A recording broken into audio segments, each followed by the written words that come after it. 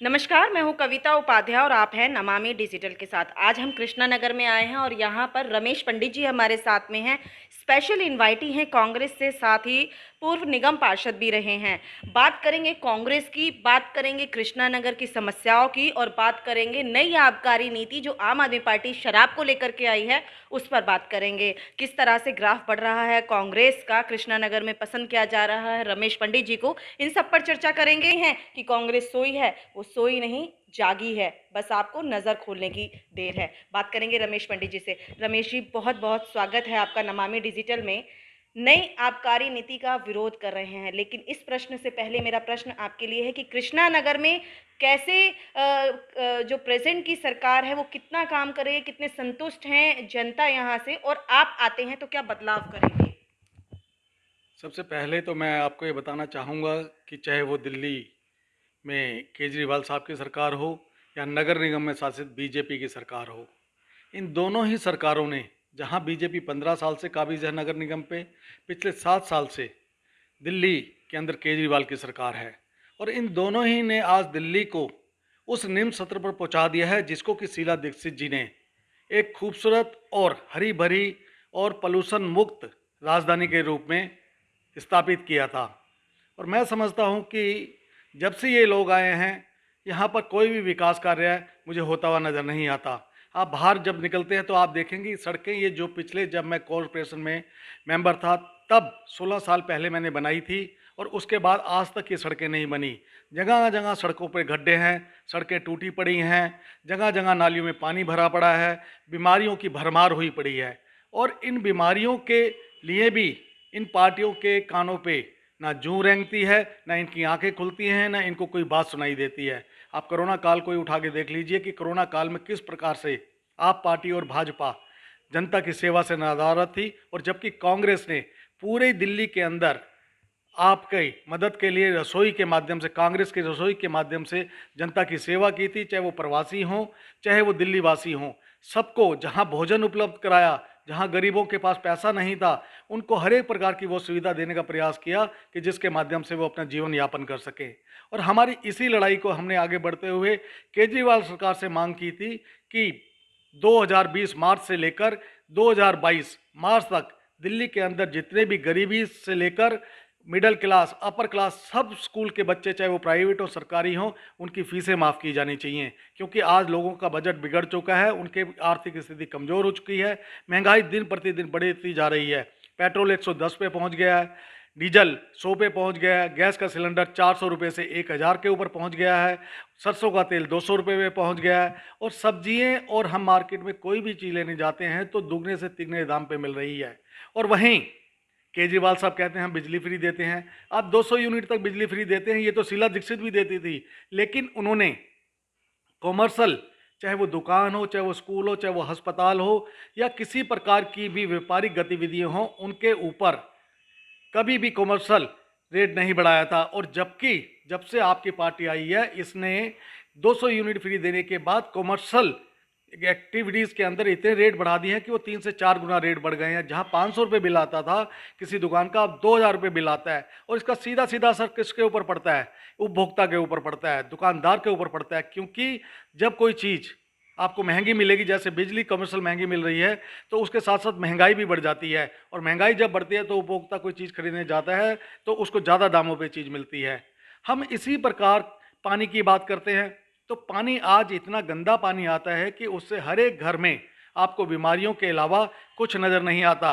आप जब भी पूरे साल का अगर जोगी रफे उठा के देंगे, आरटीआई के माध्यम से पता करेंगे, तो आपको ये साफ साफ नज़र आ जाएगा कि हर एक घर में 1-2 आदमी पानी से जनित बीमारियों से ग्रस्त रहे हैं, और उसमें उनका हज़ारों रुपए खर्च हो जाता है।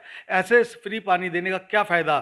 पानी देना तो साफ़ और स्वच्छ पानी दीजिए, जिससे कि हम बीमारियों से बच सके, हमारी आने वाले बच्चों की जनरेशन फल फूल सके, आगे बढ़ सके। सर, लगता है कृष्णा नगर में दोनों ही पार्टीज हैं, आपका भी अपना वर्चस्व है और भाजपा का भी। ऐसे में कांग्रेस आकर के कैसे परिवर्तन करेगी और जनता कांग्रेस को क्यों पसंद करे?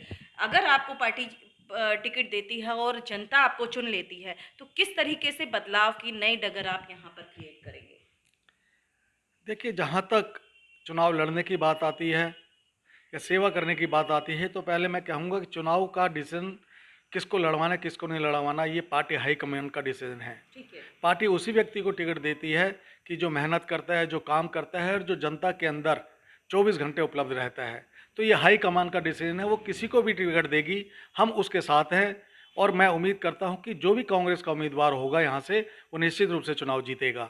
यानी जनता बदलाव चाहती है। निश्चित रूप से जनता बदलाव चाहती है। आज आप जो माहौल देख रहे हैं, आप बाहर निकलकर किसी जनता के आम आदमी से पूछिए कि महंगाई की क्या स्थिति है, तो आपको नजर आ जाएगा। जी। आप कोरोना के बारे में पूछेंगे तो लोग बता देंगे कोरोना के कारण लाखों लोग मर गए और यहाँ पर अस्पतालों के अंदर बेड नहीं था, ऑक्सीजन नहीं थी, दवाइयाँ नहीं थी, उनको ब्लैक में दवाइयाँ खरीदनी पड़ी, उनको बेड के लिए मिन्नतें करनी पड़ी और लोग अस्पताल के बाहर दम तोड़ते नजर आए।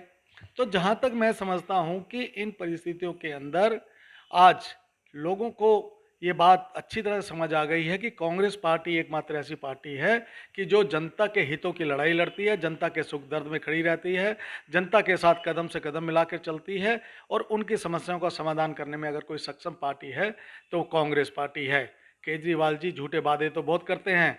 अभी पिछले दिनों हाई कोर्ट ने उनको फटकार लगाई थी कि आप जो ये वादे करते हैं, इन वादों से आप वापिस आइए, क्योंकि आप वादे कर देते हैं उसके बाद निभाते नहीं, और अगर आपने दोबारा ऐसे वादे किए तो इसके ऊपर आपके खिलाफ कार्रवाई की जाएगी। रमेश जी, आपने इन दिनों एक जंग छेड़ी है आप सरकार के खिलाफ, नई आबकारी नीति जो शराब की लेकर के आम आदमी पार्टी आई है, क्या उसमें कमियां आपको दिखाई देती है और कहां तक आपका ये संघर्ष जारी रहेगा? देखिए, केजरीवाल जी पंजाब में जाते हैं तो पंजाब को कहते हैं कि मैं नशा मुक्त करूंगा और दिल्ली की बात करते हैं तो दिल्ली को नशा युक्त कर रहे हैं।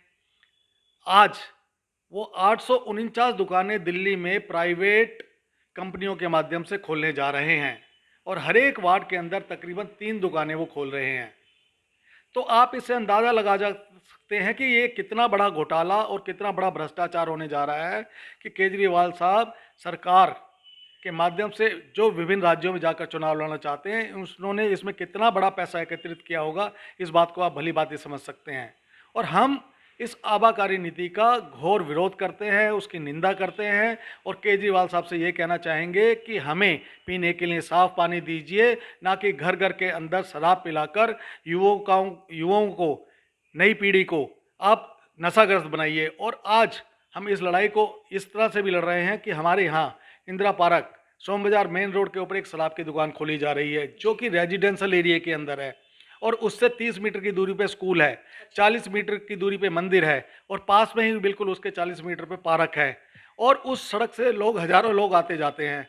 और इन परिस्थितियों के अंदर वो ज़बरदस्ती यहाँ पर शराब की दुकान खोल रहे हैं और उस शराब की दुकान का हम पूरे क्षेत्रवासी घोर विरोध कहते हैं और करते हैं और केजरीवाल जी से ये कहना चाहते हैं कि अगर आप अपनी इस कुंभकर्ण नींद से नहीं जागे तो हम आपके दरवाजे पे भी आकर धरना देंगे, प्रदर्शन करेंगे और इस शराब की दुकान को बंद करवा के रहेंगे, क्योंकि ये शराब की दुकान जहां बहनों के लिए, भाइयों के लिए, बच्चों के लिए और बुजुर्गों के लिए एक ऐसा संकट पैदा करेगी। यहाँ पर किसी से छेड़छाड़ होगी, किसी की चैन छीनी जाएगी, बच्चे स्कूल आ नहीं सकेंगे, जा नहीं सकेंगे, बुजुर्गों के लिए रास्ता बंद हो जाएगा। और उन परिस्थितियों के अंदर ये लोग शराब के माध्यम से समाज को खराब करना चाहते हैं। तो हम इस आबाकारी नीति की घोर और इतनी घोर निंदा करते हैं कि अगर इस प्रकार की योजनाएं दिल्ली के अंदर लाई गई तो जिस जनता ने आपको वोट दिया था वही जनता आपको कुर्सी से उखाड़ फेंकेगी। निश्चित तौर पर सर, मेरा अंतिम प्रश्न ये है, जिस तरह से हुंकार लगा रही हैं प्रियंका गांधी यूपी में बैठकर और दिल्ली की जनता टीवी के माध्यम से उनकी हुंकार सुन रही है, कितना प्रभाव पड़ेगा यूपी और साथ ही साथ दिल्ली के इलेक्शंस पर? देखिए, प्रियंका जी की हुंकार निश्चित रूप से पूरे यूपी नहीं पूरे देश में गूंज रही है और साथ ही साथ जिस प्रकार से राहुल गांधी जी देश की समस्याओं को लेकर, मोदी सरकार की महंगाई के खिलाफ, बेरोजगारी के खिलाफ, युवाओं के लिए लड़ाई लड़ रहे हैं, वो अपने आप में एक ऐसी लड़ाई है कि उस लड़ाई में सफलता तो धीरे धीरे मिलती है, लेकिन ऐसी निकम्मी सरकारों को जब जनता वोट देकर चुनती है तो जनता वोट ना देकर उनको सत्ता से भी हटाने का अपने आप में मादा रखती है। और मैं समझता हूं कि राहुल जी और प्रियंका जी के माध्यम से दिल्ली ही नहीं बल्कि पूरे देश के अंदर दोबारा कांग्रेस का राज आएगा। और ये जो 5 राज्यों में चुनाव होने जा रहे हैं, चाहे वो यूपी हो, उत्तराखंड हो, पंजाब हो, मणिपुर हो और गोवा हो, वो राहुल जी और प्रियंका जी के नेतृत्व में हम निश्चित रूप से जीतेंगे, क्योंकि वहाँ की जनता ने देख लिया है कि दूसरी पार्टियाँ आती हैं, झूठे वादे करती हैं और जनता को बरगलाकर जाति और धर्म के नाम पर वोट ले लेती हैं, लेकिन विकास और उनकी जो सेवा की भावना होती है उसमें वो कहीं नज़र नहीं आती और वो पार्टियाँ सिर्फ झूठ और झूठ का पुलिंदा होती हैं। और जनता ने मन बना लिया है कि कांग्रेस को दोबारा लाकर महंगाई से निजात पानी है, बेरोजगारी से निजात पानी है, जो ये 3 कृषि काले कानून हैं उनसे निजात पानी है, जो आज समस्या देश के अंदर एक विकराल रूप धारण कर चुकी है, आपसी भाईचारे को जिस प्रकार से तोड़ा जा रहा है उसके खिलाफ लड़ाई लड़ने के लिए जनता एक हो चुकी है और निश्चित रूप से राहुल जी और प्रियंका जी के नेतृत्व में कांग्रेस वापस आएगी। आपने सुनी एक-एक बात इनकी वो थी जो कि दिल्ली की अवस्था को बदलने वाली थी। अगर हम बात करें एमसीडी चुनाव की तो निश्चित तौर पर इस बार बदलाव दिखता है। जनता भी कुछ न कुछ बदलाव के मूड में है, सुन रही है, समझ रही है और जब वो फैसला करती है तो वो एक बटन दबाकर करती है। आप भी जनता हैं दिल्ली की, सबकी सुनें और फिर सही चुनें। देखते रहिए नमामि डिजिटल।